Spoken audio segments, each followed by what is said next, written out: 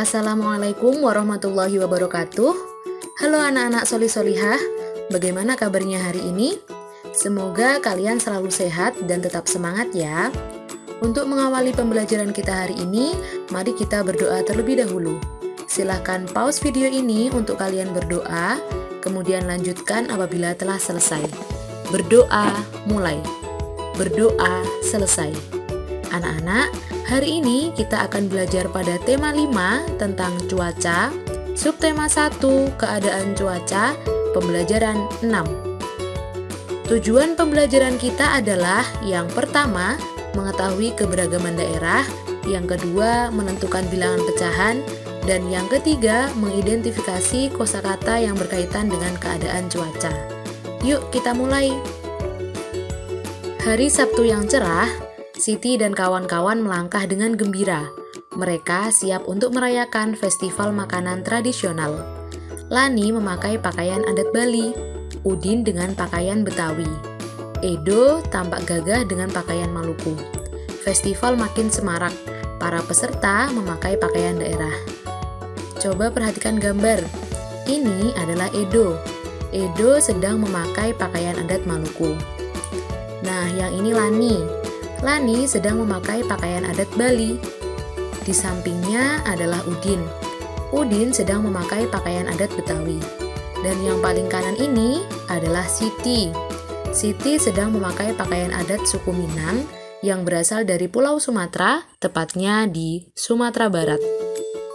Orang tua dan guru sudah mulai berdatangan. Lani bertugas menyambut para undangan. Lani selalu tersenyum ramah. Mengunjungi festival makanan sungguh menyenangkan. Kamu dapat mencicipi makanan yang dipamerkan. Kamu juga dapat mencari informasi tentang keberagaman daerah di Indonesia. Kamu juga dapat mengenal ragam pakaian adat daerahnya. Yuk kita buat daftar hasil kunjunganmu ke stand-stand pameran. Nah, anak-anak, sekarang kita akan membuat daftar stand-stand pada kegiatan festival yang ada di bacaan tadi. Misalkan, yang pertama, nama standnya DKI Jakarta. Jenis makanan yang dijual adalah makanan khas Jakarta tentunya. Salah satunya yaitu kerak telur. Pakaian adat yang dipakai oleh anak-anak adalah baju sadariah, seperti yang dipakai Udin di gambar tadi ya. Untuk informasi daerah, di DKI Jakarta ini beribu kota Jakarta. Dan untuk dekorasi penunjang pada stand DKI Jakarta ini bisa berupa ondel-ondel ataupun gambar Monas. Stand kedua, misalkan nama standnya Bali. Jenis makanan yang dijual salah satunya bisa ayam betutu dan sate lilit. Baju daerah yang dipakai adalah baju safari. Baju safari ini seperti pakaian yang dipakai oleh Lani di gambar tadi. Untuk informasi daerah Provinsi Bali ini, ibu kotanya adalah Denpasar.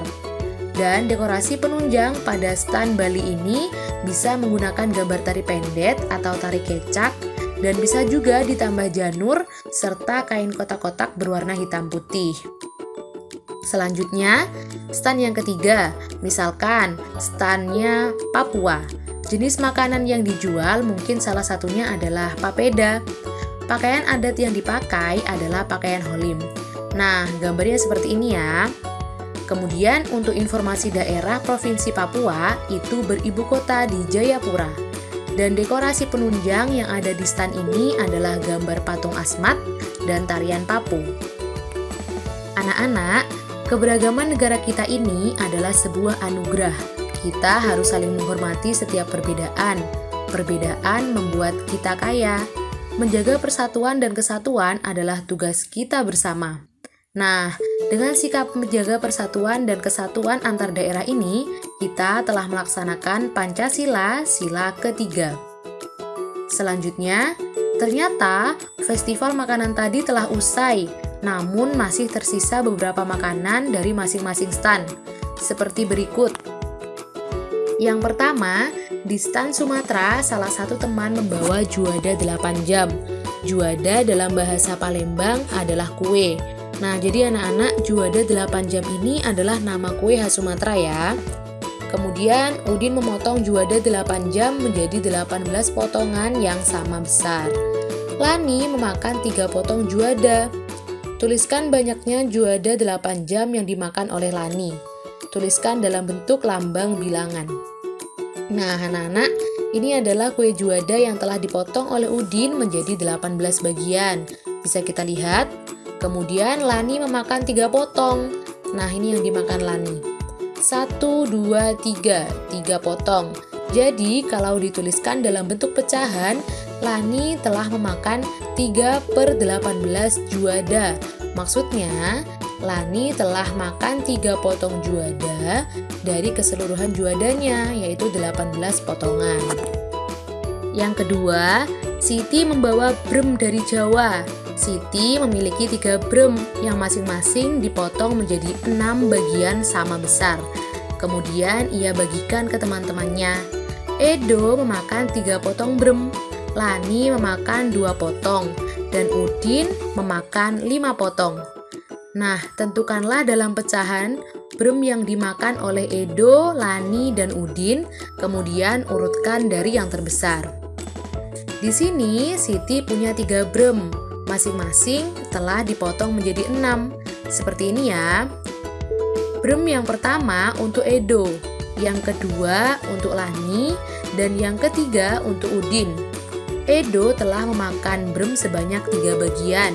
Berarti, jika dinyatakan dalam bentuk pecahan adalah 3/6. Maksudnya, Edo memakan 3 dari bagian keseluruhannya, yaitu 6. Kemudian, brem yang kedua untuk Lani. Lani telah memakan brem sebanyak 2 bagian. Berarti, jika dinyatakan dalam bentuk pecahan adalah 2/6. Yang maksudnya, Lani memakan 2 bagian dari bagian keseluruhan, yaitu 6. Dan brem yang ketiga untuk Udin. Udin telah memakan sebanyak 5 bagian. Berarti, jika dinyatakan dalam bentuk pecahan adalah 5/6. Nah, anak-anak, jadi didapatlah di sini pecahan 3/6, 2/6, dan 5/6. Maka, jika diurutkan dalam pecahan yang terbesar adalah 5/6, 3/6, dan 2/6. Jadi, jika diurutkan, yang memakan brem dari yang terbanyak atau dengan bagian terbesar adalah Udin, Edo, kemudian Lani. Mudah saja ya, kalian juga bisa langsung perhatikan gambar ini. Edo makannya segini, Lani segini, dan Udin segini. Pasti terbanyak yang makan brem adalah Udin, kemudian Edo, baru Lani. Nah, kita juga bisa lihat dari pecahan ini anak-anak. Pecahan ini semua penyebutnya sama, jadi kita tinggal memperhatikan pembilangnya saja. Kalau kita mencari pecahan terbesar, maka kita harus memilih pembilang yang terbesar juga ya. Begitu juga sebaliknya, kalau penyebutnya sudah sama dan kalian ingin mencari pecahan terkecil, maka pilihlah yang pembilangnya terkecil pula. Selanjutnya dari stan Betawi, tersisa dodol. Dodolnya berbentuk bulat dan lonjong. Yuk kita mewarnai gambar dodol Betawi. Warnai berdasarkan lambang bilangan pecahan yang diketahui. Nah, anak-anak, ini dodol pertama. Bentuknya bulat dan kita harus membuat pecahan 2/4 dari dodol ini. Dodol ini sudah dibagi atau dipotong menjadi 4 bagian. Maka sudah sesuai ya dengan penyebutnya, yaitu 4. Nah, sekarang tinggal menentukan gambar pembilangnya saja. Di sini pembilangnya 2. Maka yang harus kita warnai adalah 2 bagian saja. Terserah ya kalian akan mewarnai di bagian mana, yang terpenting jumlahnya. Nah, ini Ustazah mau yang di sini dan di sini. Seperti ini ya. Jadi gambar ini sudah sesuai dengan nilai pecahannya, yaitu 2/4. Berikutnya, dodol kedua, bentuknya lonjong dan kita harus membuat pecahan 3/5 dari dodol ini. Nah, dodol ini sudah dipotong menjadi 5 bagian. Jadi sudah sesuai ya dengan penyebutnya. Sekarang kita tinggal menentukan gambar pembilangnya. Di sini pembilangnya 3, maka yang harus kita warnai hanya 3 bagian saja. Nah, ini 1, 2, 3. Seperti ini ya. Sekarang dodolnya telah sesuai dengan nilai pecahannya, yaitu 3/5. Selanjutnya yang ketiga, dodol ini bentuknya lonjong dan kita harus membuat pecahan 4/10. Dodol ini sudah dipotong menjadi 10 bagian, maka sudah sesuai pula dengan penyebutnya yaitu 10. Nah, sekarang tinggal menentukan gambar pembilangnya. Di sini pembilangnya 4, maka yang harus kita warnai adalah 4 bagian saja. Terserah kalian akan mewarnai di bagian mana saja. Yang terpenting jumlahnya. Seperti ini Ustazah di sini. 1, 2, 3, 4. Jadi gambar ini sudah sesuai dengan nilai pecahannya ya, yaitu 4/10.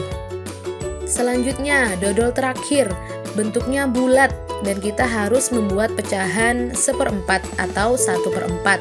Dodol ini sudah dipotong menjadi 4 bagian, maka yang harus kita warnai hanya betul 1 bagian saja. Nah, Ustazah mewarnainya di sini seperti ini ya. Jadi gambar ini sekarang sudah sesuai dengan nilai pecahannya, yaitu 1/4. Seperti itu ya anak-anak cara menggambar suatu pecahan. Selanjutnya, wah ada stand lagi nih. Sekarang dari stand Jawa Tengah. Di sini hanya tersisa 4 kue gedhog. Gedhog itu kemudian dipotong-potong menjadi beberapa bagian seperti pada gambar. Gedhog pertama dimakan Udin, gedhog kedua dimakan Edo, gedhog ketiga dimakan Lani, dan gedhog keempat dimakan Siti. Tugasnya, tentukanlah dalam pecahan kue gedhog yang dimakan oleh Udin, Edo, Lani, dan Siti, kemudian urutkan dari yang terkecil. Berikut gambarnya. Gedhog pertama untuk Udin. Gedhog ini telah dipotong menjadi 3 bagian. Dan bagian yang diarsir ini atau yang telah diwarnai ini adalah bagian yang telah dimakan Udin. Jadi Udin telah memakan 2 bagian, maka jika dituliskan dalam pecahan adalah 2/3. Sekarang gedhog kedua untuk Edo. Gedhog ini telah dipotong menjadi 5 dan yang telah dimakan Edo adalah yang diarsir juga atau yang berwarna gelap ini ya, yaitu 3 potong. Jadi jika ditulis dalam bentuk pecahan, Edo telah memakan 3/5. Selanjutnya, gedhog ketiga untuk Lani. Gedhog ini sudah dipotong menjadi 6 dan Lani sudah memakan 2 bagian. Maka jika ditulis dalam bentuk pecahan, Lani telah memakan 2/6 gedhog. Dan yang terakhir, yang ini gedhog untuk Siti. Gedhognya sudah dipotong juga menjadi 6 dan Siti sudah memakannya 4 bagian. Maka jika ditulis dalam bentuk pecahan, Siti telah memakan 4/6. Sekarang kita telah mendapatkan masing-masing nilai pecahannya, yaitu 2/3, 3/5, 2/6, dan 4/6.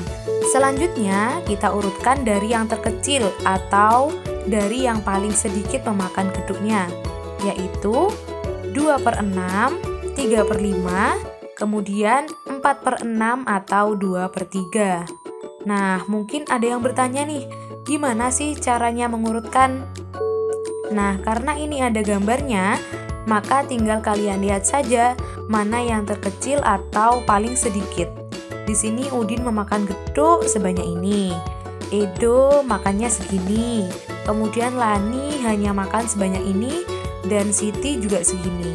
Nah, berarti yang terkecil atau paling sedikit memakan gedhognya adalah Lani, yaitu hanya 2/6, kemudian Edo yaitu 3/5, dan selanjutnya dapat dilihat bahwa Udin dan Siti itu memakan gedhog dengan jumlah yang sama, yaitu 2/3 atau 4/6. Maka di urutan terakhir adalah Udin dan Siti. Mungkin ada yang tanya lagi nih, kok bisa sama sih Udin dengan Siti? Iya, karena pecahan 4/6 itu sama dengan 2 kali pecahan 2/3. Nah, di gambarnya saja sama besar, berarti sama ya. Seperti itu anak-anak. Selanjutnya, Ustazah punya bacaan nih, disimak ya. Judulnya, Jangan Takut Pada Hujan. Cuaca mulai berganti menjelang siang. Matahari tertutup awan, Mendung pun datang. Saat mendung, langit berubah menjadi agak gelap. Tidak ada sinar matahari. Mendung adalah awan yang mengandung hujan. Makna ini tertulis pada Kamus Bahasa Indonesia. Cuaca mendung berlangsung lama dan kelam. Itu menandakan akan turun hujan. Saat hujan, terkadang petir dan kilat menyertai. Pernahkah kalian mendengar bunyi petir saat hujan? Adakah yang pernah melihat kilat saat hujan? Saat hujan, sebaiknya kita berlindung dalam rumah. Dapat juga berlindung di sekolah dengan aman. Tidak perlu takut dengan suara petir. Jangan takut juga dengan kilat yang terlihat. Petir dan kilat tidak akan melukai kita. Pastikan berlindung di tempat yang aman. Sebaiknya lakukan aktivitas di dalam rumah saja. Nikmati makanan atau minuman hangat. Sekarang, tugas kita adalah carilah kosakata yang berhubungan dengan cuaca. Temukan pada bacaan tersebut, lalu jelaskan maknanya secara tertulis. Nah, di sini Ustazah menemukan kosakata yang pertama, yaitu hujan. Hujan adalah titik-titik air yang berjatuhan dari udara akibat proses pendinginan. Kemudian kosakata yang kedua, yaitu cuaca. Maknanya seperti yang telah kita pelajari sebelumnya ya, yaitu cuaca adalah keadaan udara pada suatu tempat dan waktu tertentu. Selanjutnya, kosakata ketiga yaitu petir. Petir adalah kilatan listrik di langit yang disertai bunyi gemuruh karena bertemunya awan yang muatan listriknya berbeda. Dan kosakata yang terakhir atau keempat yaitu matahari.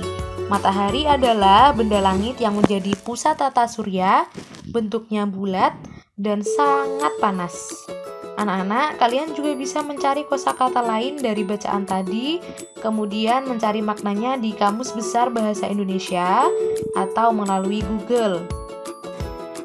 Alhamdulillah, demikian tadi pembahasan kita pada pembelajaran tema 5 tentang cuaca, subtema 1 keadaan cuaca, pembelajaran 6. Semoga kalian dapat memahaminya dengan mudah dan ilmu yang telah didapatkan bisa bermanfaat ya.